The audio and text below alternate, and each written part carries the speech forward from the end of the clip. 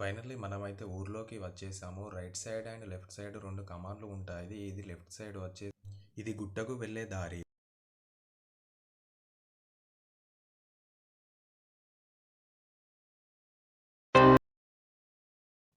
Finally మనమైతే గుట్టపైకి వచ్చేసాము. గుడి క్లోజ్ చేసి ఉంది.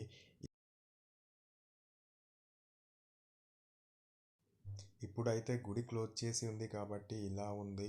అదే జాతర టైంలోనైతే చాలామంది వస్తారు.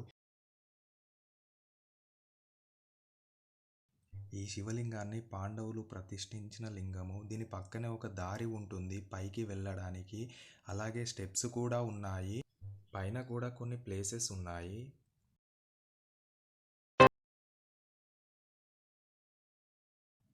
ఇలా ఎందుకు కడతారు అంటే వాళ్ళు కోరుకునే కోరికలు నెరవేరుతాయని. ఇది భీముని పాదము.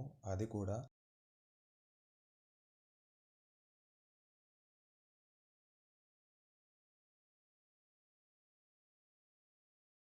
ఫ్రెండ్స్, ఇది సీతమ్మ వారి కోనేరు.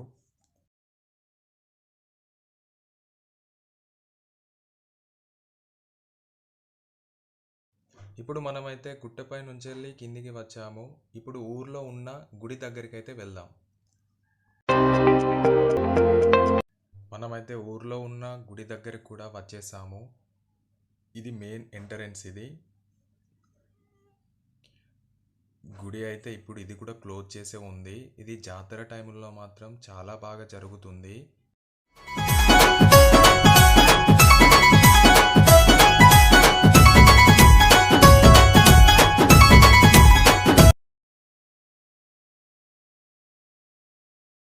ఈ పక్కనే హనుమాన్ గుడి కూడా ఉంది. Thank you for watching.